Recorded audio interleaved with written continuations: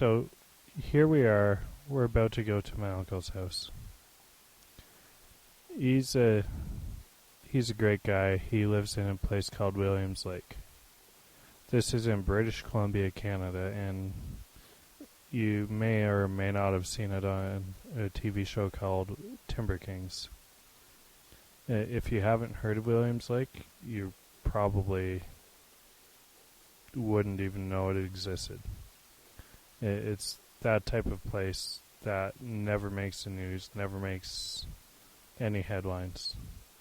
So to go down this mountain, as you can see coming around this corner, it's pretty high up, and he lives on the other side of the mountain, which you'll see in a while. Now let's take a little bit of a ride down this road that's twisty and turny. And if you were to go over this road, it'd seriously be about 1,000-foot drop. There's a road on your left you'll actually see at this corner coming up that goes straight down. Here it is here on your left. You can kind of see the tire tracks there. My uncle actually used to use that road that came straight down the side of a mountain as a shortcut, which is pretty crazy. Now, I've been up and down this road. I can't even tell you how many times throughout my life, and keep in mind that I've used image stabilization on this video to make it look a lot smoother and a lot cleaner. You can see the divots in the road and all of the potholes, all of the rocks, everything else. So without the image stabilization, this video would look a lot more shaky.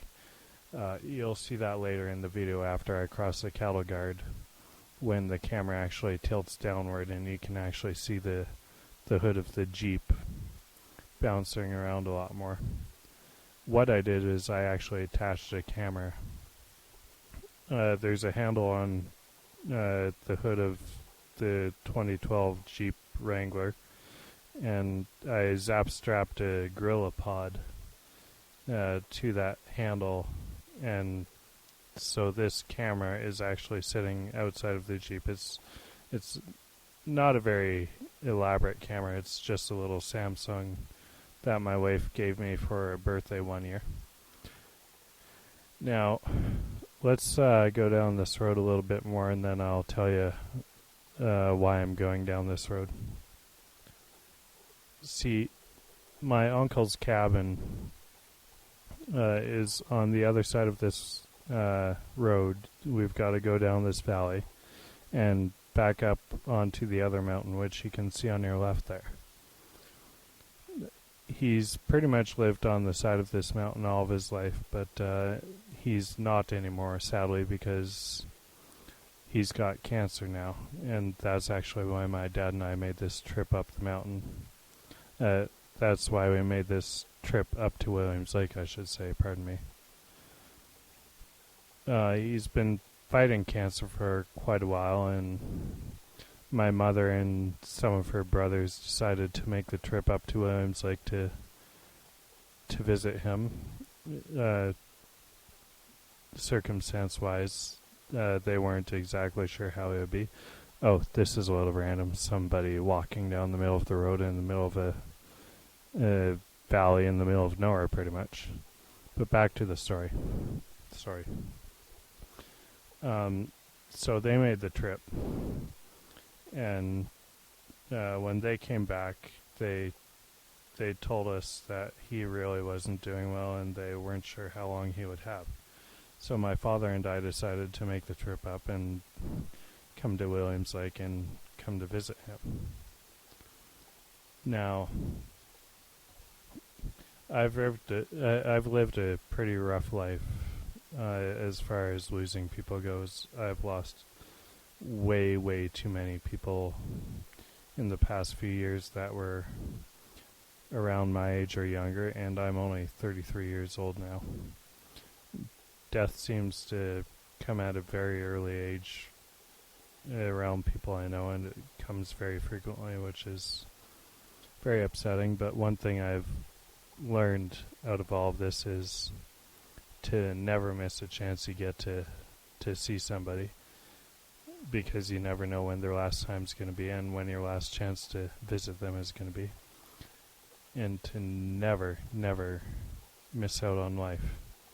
Actually, after I lost my cousin, one of my cousins also on my mother's side, so one of my uncle's nephews as well, I decided to go out and get my fireworks license. I've been trying to teach myself to always do everything I possibly can in this life, because life is really short and you don't want to miss any possible moment of it. So if there's something that you've been wanting to do, go ahead and do it, because you just never know. If there's somebody you've been wanting to see, seriously, you better go see them now, because no matter who they are, how healthy they are, what age they are, tomorrow you may wake up and hear the awful news that they're not there. So after we cross this cattle guard here, you can see the hood come up. And here you'll be able to tell with the image stabilization, it stabilized the top part of the video, but it didn't stabilize the hood. So you can actually see the hood moving with the terrain, even though the video seems fairly level. So that's why the hood's bouncing up and down, but the video doesn't seem to be. So back to the point, it's now December 30th, and I'm not sure that my uncle will be making it to the new year. I kind of suspected that he was pretty much hanging around for his daughter and to stick around for her until after Christmas. Like I said, my dad and I went up about a week and a half, 2 weeks before Christmas to visit him. And I knew he didn't have long then. So now we're just kind of waiting for that horrible phone call that you never want to get, the one you just really have that bad feeling about when the phone rings. You know the one I mean. I don't have to explain it to you.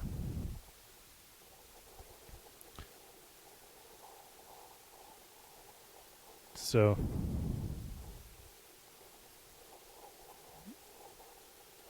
yeah.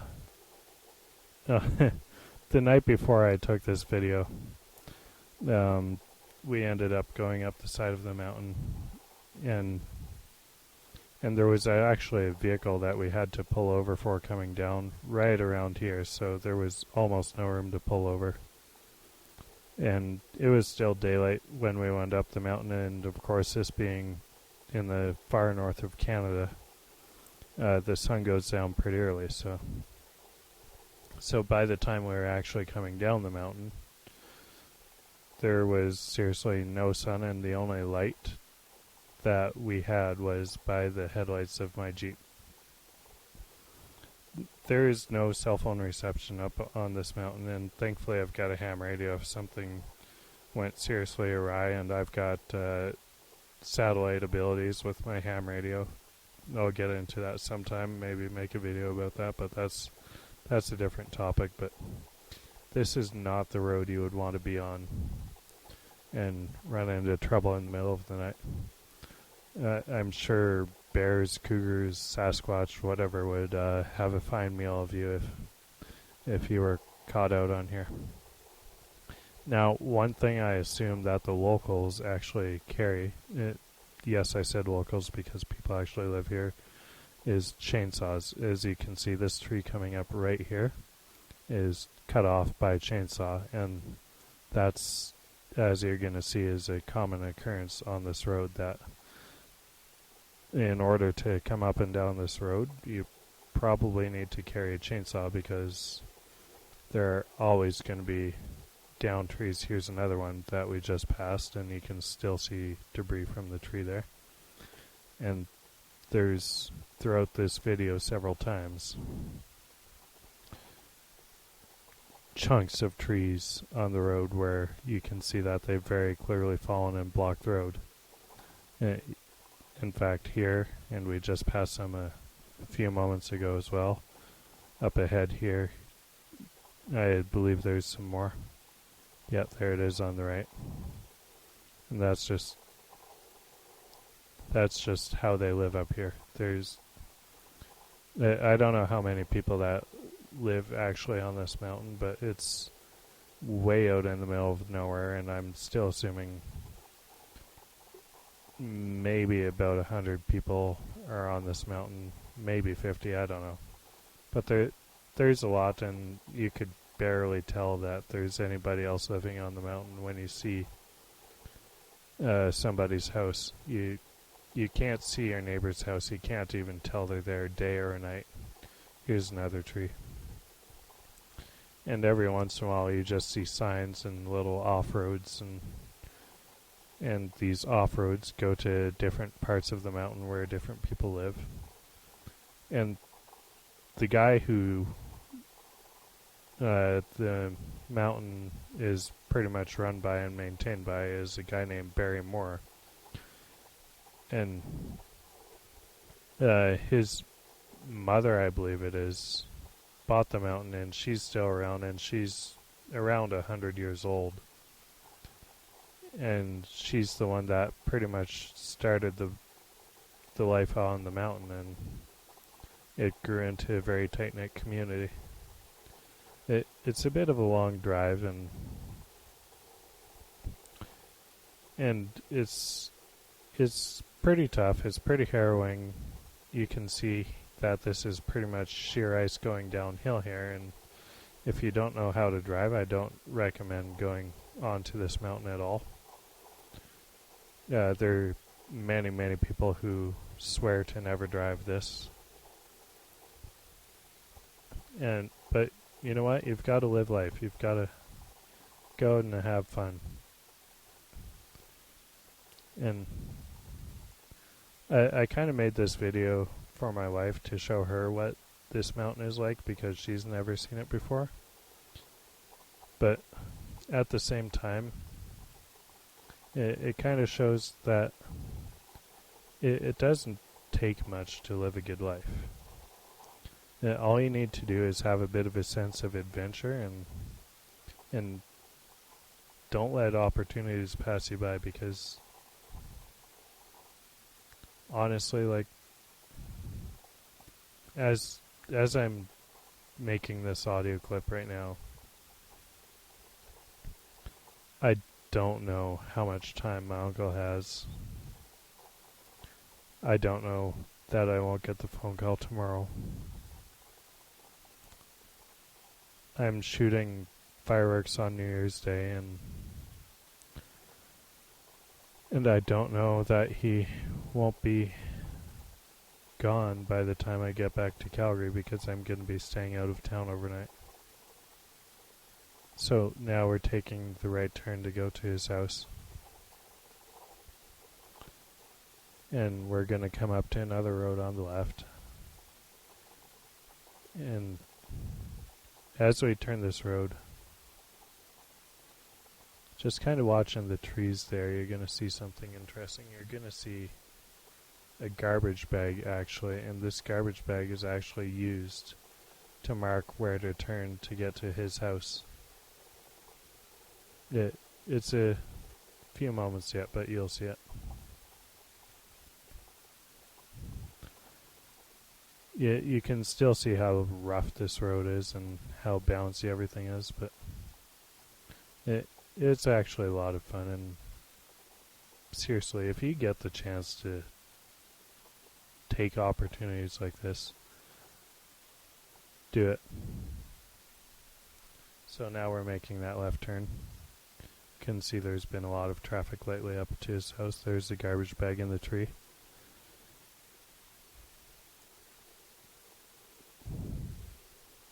Like, look how beautiful this is. Look how beautiful life can be. And think of the people you've lost over the years, and how it'd be so wrong to actually stop living not take chances like this and not live life like this.